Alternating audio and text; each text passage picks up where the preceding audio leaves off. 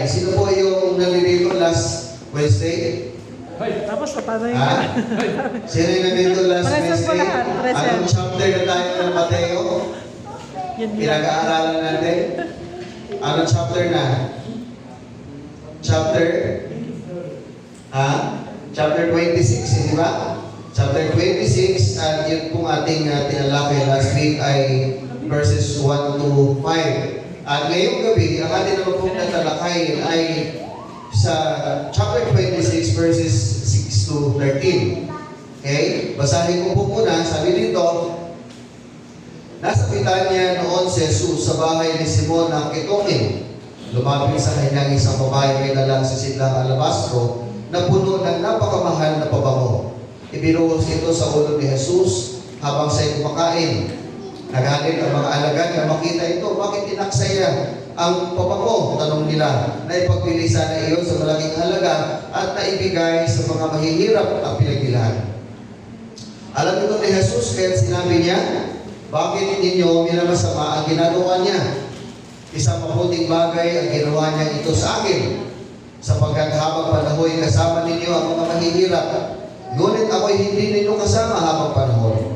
Hindi pa may binuhusan na niya ako ng pabango bilang paghahanda sa paglilibing sa akin. Tandaan ninyo, saan man ipangaral ang magandang balita sa buong mundo, babanggitin ang ginawa niya ito bilang pag-alala sa kanya. Bigyan po natin diin yung sinabi sa verse 10. Alam ito ni Jesus kaya sinabi niya, bakit ninyo minamasama ang ginagawa niya? Isang mabuting bagay ang ginawa niya ito sa akin. Kaya ang title po ng mensahe ng Diyos sa ating kalagitnaan ngayong gabi ay gawin ang iyong magagawa sa paglilingkod. Tayo po'y sandaling ibuko at tayo po'y manalangin. Ama namin Diyos na dakila, banal at makapangyarihan sa lahat. Kami po, Diyos, ay nagpapasalamat sa gabing ito sapagkat muli mo kaming itinako, Panginoon, sa iyong sanktuaryo upang magpuri, sumamba sa iyo at bahagi na gawain na ito ay makinig ng iyong salita, Panginoon. Makinig ng iyong mga salita na alam namin mag-inspire sa amin, magbibigay sa amin, Lord, ng kalakasan, spiritual man, o ano bang aspeto ng aming buhay. Kaya tulungan mo po kami, O Diyos, na maunawaan po namin ang salita mo, ang iyong mensahe, Panginoon, sa aming kalagitnaan. Lord, mamusap po kayo, O God, at dalangin po namin na sa bawat mensahe mo ay patuloy pong tumimo ito sa aming mga puso upang may apply po namin ito sa aming buhay. Maraming salamat po, Diyos. Purihin ka at sambahin ka. In Jesus' name we pray. Amen. Gawin ang iyong magagawa sa paglilingkod. Ito pong talata na ito ay makikita natin na kahit dito po sa mga previous po na chapter, makikita po natin dito yung pong araw ni Jesus ay pahirap na ng pahirap. Diba? Sabi po last Wednesday na 2 days to go ay ipapako na si Jesus. The Son of God will be crucified. So, ito po ay isang napakahirap para po sa buhay ng ating Panginoong Jesucristo. Dahil bukod po doon sa kanyang kamatayan sa cross, ay binalang pa ng mga pinuno yung kanyang kamatayan na palihim. Okay? At siya po ay napapaligiran ng mga kritiko at ng kanya pong mga kaaway. Subalit dito po sa talata na ito, makikita natin na nung si Jesus po ay nasa Betania, ay siya ay pumunta sa bahay ni Simon ng itongin at doon po siya ay kumain.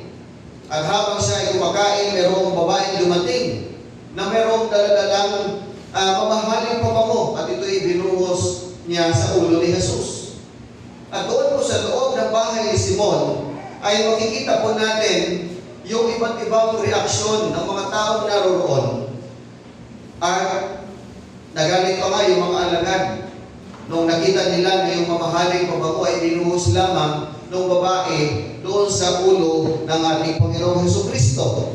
Ngunit ano po ang reaksyon ng Panginoong Jesus doon po sa ginawa ng babae. Ang sabi niya, isang mabuting bagay ang ginawa niyang ito sa akin. Now, ano nga ba ang ipinapakita sa ginawa ng babae ito?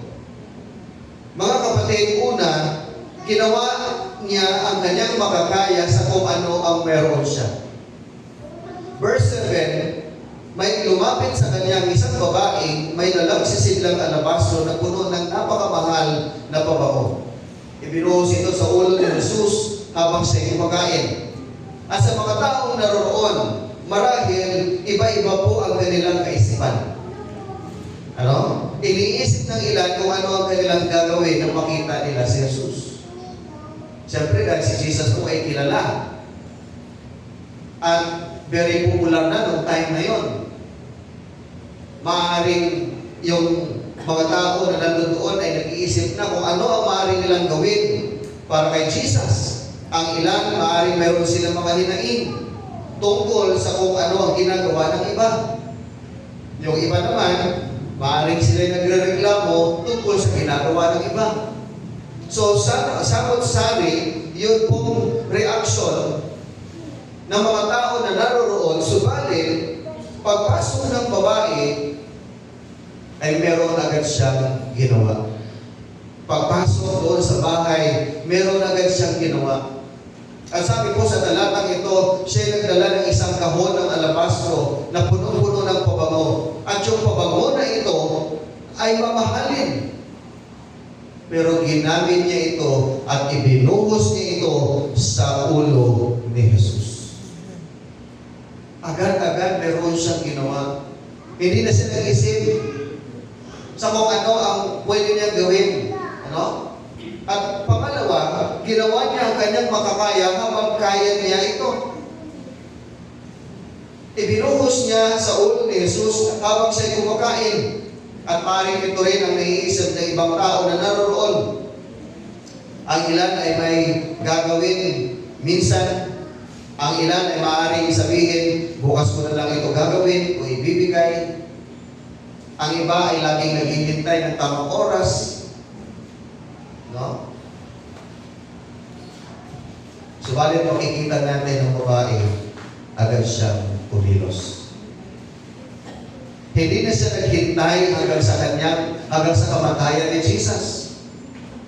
Diba? Sabi po nga ni Jesus sa verse 12, hindi pa may binuhusan na niya ako ng pabango bilang paghahanda sa paglilibing sa akin. So hindi na po hinintay ng babaeng ito na mamatay pa si Jesus bago niya ito buhusan ng pabango. Ganun kasi sa kanilang kultura. Ang pagbuhos po ng mamahaling pabango ay bilang respeto, paggalang, pagbibigay ng pinakamataas na paramal sa isang hari. No? At ganun din, ibinubuhos yung pabango sa mga taong namatay. Okay? So, makita po natin na hindi po naghintay hanggang sa kamatayan ni Jesus bago po ibinuhos ang mamahaling pabango. Church, gawin mo ngayon ang iyong makakaya para kay Jesus. Ito po ang hamon para sa atin. Magsabi ng mabubuting salita habang naririnig pa tayo ng mga tao. Yan bang hindi natin pagsisihan, no? Lalo na doon sa atin pong magmahal sa buhay o kaibigan. Nasabihin natin, saka ko na lang share na ng gospel itong mahal ko sa buhay o pinsan ko kapag may oras ako. Eh, paano kung huli na ang lahat? Paano kung huli na po ang lahat? Magpadala na ng mga bulaklak habang nabubuhay pa ang tao. Para kasi naging nakasanayan natin. Lalo na tayo po mga Pinoy. Tuwing may patay, saka tayo nagbibigay ng bulaklak. Pero pagka buhay pa, hindi natin binibigyan ng bulaklak. Ano? Hindi mo na tigiso, lahat. Ako hindi na kailangan magbigay kasi gumagawa na siya ng bulaklak. Exempted na. Ibig sabihin, pinadali ang buhay ko, ng asawa ko. So, what I mean is, mga kapatid, Pera na lang. Pera na lang. habang buhay pa yung ating mga mahal sa buhay, loved ones natin, bigyan natin sila ng, Malin mo ako meron yung iba. pakitaan natin sila ng pagpapahalaga. Ano?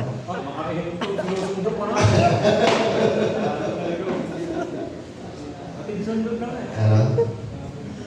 Yung mga bagets dito nag-uusap na. Nag-iisip na siguro to sila. Makapagbigay ka sa girlfriend ko. Sino kaya papahalaga? Makapagbigay ka sa nililigawan ko. Mura lang ka ni Chais. Bulaklak. So ano po ang mensahe nito sa atin? Kumilos ngayon. Amen? Hello? Yes. Kumilos ngayon dahil baka bukas ay maaaring huli na. Baka hindi na natin magagawa pa yung gusto natin gawin. Ginawa ng babae ang kanyang makakaya kahit maraming mga kritiko. Sa verse 89, sabi dito, nagaling ang mga alagad na makita ito. Bakit inagsaya ang pabango? Tanong nila. Naipagbilisan na iyon sa malaking halaga na ibigay sa mga mahihirap ang pinagbilhan. Palaging mayroon pong mga namumuna sa atin. Sabi nga, hindi lahat ng tao ay pwede natin i-please. Hindi lahat ng tao ay natutuwa sa atin. Gumawa ka man ng mabuti, mayroong magagalit sa'yo, mayroong mamumuna sa'yo. Gumawa ka ng masama, mayroon din mamumuna sa'yo. Mayroon din magagalit sa'yo. Minsan hindi na natin alam kung ano yung gagawin natin. But that is the sad reality sa panahon natin. Ano? Maraming mga tao ang namumuna sa ating pong paligid. May mga tao na parang skill na, no? O yung expert na pagdating sa pagrereklamo. May mga tao rin na sinasabing lalubhasa sa paghahanap ng mali sa iba. Hello? Ano? Dalubhasa. Alam niyo yung dalubhasa, di ba? Master. Master na. Parang nagiging master niya na, no? Yung paghahanap ng mali sa iba. Ano? At agad-agad ay pinumulaan, no, yung ibang tao. Palaging nag-aalala tungkol sa gastos. Bakit parang Tahimik na nga lang ako eh. Bakit parang wala nung naging Kristiyano, parang lagi ako parang mas lalong lumaki yung gastos ko. Bakit kaya parang kung kailan naging Kristiyano ako, parang wala akong naging ipon. Ano? Bakit kaya? Pinagbintangan pa yung pagiging Kristiyano. Noon bang hindi mo kapag-Kristiyano, meron ka bang naipon? Di ba? Noong ikaw ba hindi pa Kristiyano, wala kang ginagastos.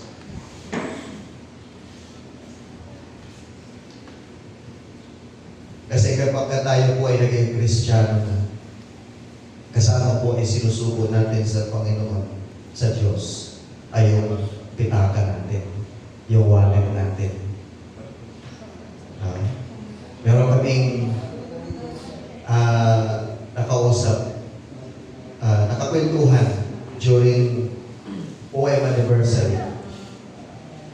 Siya po ay nagtuturo sa mga simbahan ng patungkol po sa tithing or giving or offering. Ano? At sabi niya, may mga simbahan na hindi sila na-educate pagdating sa giving, pagdating sa pagbibigay. Kasi sabi ng iba, nung pinautismuhan sila, yung wallet nila nakataas.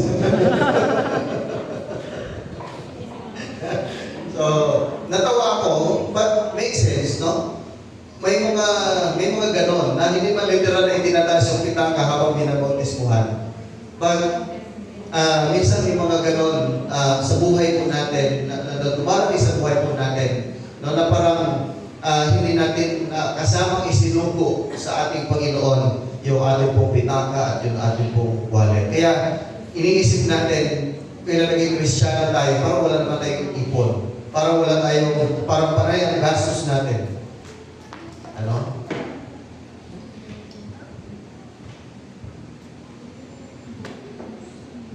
Makita po natin dito mga kapatid, na itong babaeng nagbuhos ng mamahaling pabango kay Jesus.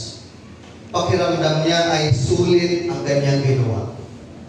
Sulit ang kanyang ginawa. Sulit ang kanyang gastos. Wala siyang pakialam kahit magkano man yung halaga ng mamahaling pabango na kanyang ibinuhos sa ulo ni Jesus. Nais niyang ibigay kay Jesus ang lahat ng kanyang makakaya.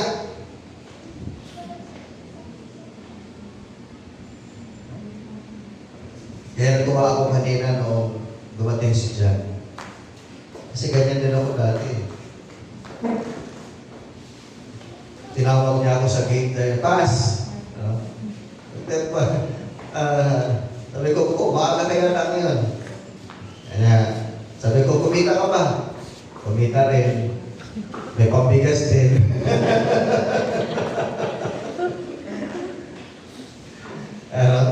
May pambigas lang ba talaga? Oo, hindi ba kasama pangulam? Pero rin mo pangulam, pambiling itlog. Pero ganun tayo eh. Pagka gusto nating maglingkod sa ating Panginoon, minsan kahit gusto pa natin kumita, pero hindi po natin, parang iniisantabi natin minsan yung kita natin, pero gusto natin mapaglingkod ng ating Panginoon. Amen? At yan pong isang bagay na meron na talagang masasabi natin yung very unique nating mga Kristiyano. Lalo na yung mga tao po, mga Kristiyano na tapat na naglilingkod sa Panginoon. Hindi po tinitignan kung magkano ang kikitain. Ang tinitignan kung paano makapaglingkod sa ating Panginoong Diyos. Yes, meron po tayong pangangailangan. May mga pangangailangan kayo. Ako may pangangailangan. Lahat tayo may pangangailangan. But when it comes in serving the Lord, hindi dapat nito mahahadlangan gaano man kalaking kita yung po pwede natin kitain dahil sa pagnanais natin mapaglikuran natin ang ating Panginoon. Amen? And si Lord, no? Pagka ganun ang ating saluubin, si Lord ang magbabalik ng lahat ng pagpapala sa buhay mo. No? Hindi man bukas, hindi man sa susunod, pero the Lord will provide everything na kailangan mo. Dahil nakita ng Lord ang puso mo. Alam ng Lord kung ano ang pangangailangan mo. Amen?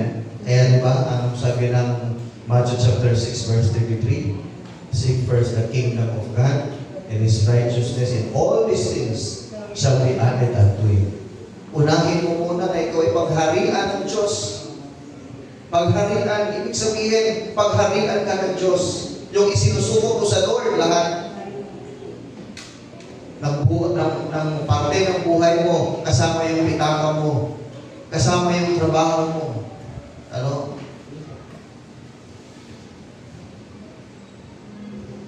So, ano po ang application natin na maaari po natin maisabuhay sa mensahe na ito na ginawa ng babae yung kanyang makakaya kahit maraming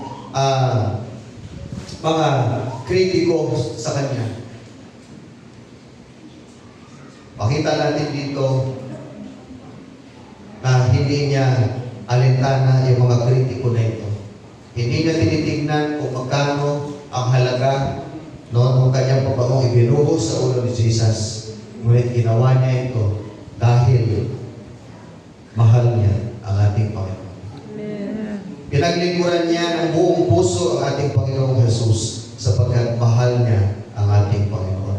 Katulad po ng babae, nais na ibigay ang kanyang makakaya para kay Jesus. Ganon din po tayo mga kapatid. Ibigay po natin kay Jesus ang ating pong makakaya.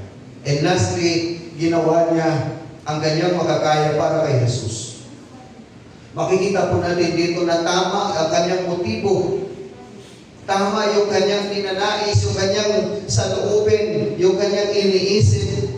Ang kanyang pagkilos ay hindi makasarili. Siya ay kumilos dahil sa kanyang pagmamahal sa ating Panginoong Jesucristo. Ang pagbuhos niya ng mamahaling pabango is an act of deep devotion. It is an act of devotion. It is an expression of her love and gratitude sa ating Panginoong Jesucristo. Alam niya, no? Alam ng babae na si Jesus ay dumating upang mamatay. And ito po ay very prophetic, no? Yung yung kanya pong ginawa ay nakikita niya in the future. Alam niya na ang Panginoong Jesucristo ay mamamatay sa cross. Bagamat hindi niya lang alam kung kailan eksaktong araw mangyayari ang kamatayan ng ating Panginoong Jesucristo. So, ang babae ito ay nagpakita ng magandang halimbawa sa ating lahat na maaari po nating sundan, lalong-lalo na po sa ating paglilingkod sa ating Panginoong Jesucristo.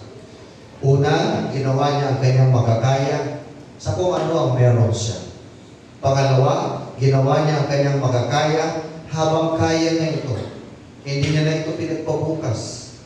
Hindi na siya naghintay ng ibang oras o pagkakataon, kundi ginawa niya ito habang kaya niya na gawin yung kanyang nais. Ginawa niya ang kanyang makakaya kahit maraming mga taong nag-criticize sa kanya.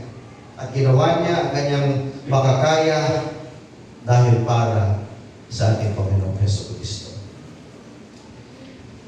Kaya, ikaw bilang isang Kristiyano, ano ang gagawin mo sa kung ano ang meron ka para kay Jesus?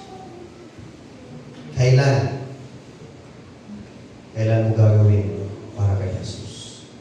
Ito po yung mga hamon para po sa ating lahat. At kung meron po tayong katanungan kung paano natin ito gagawin, sundan lang po natin yung mga magandang halimbawa na pinakita sa atin ng babae. Nagbuhos ng mamahaling pabango sa ulo ng ating Panginoong Jesucristo. Amen? Magandang gabi po sa ating lahat at pagpalain po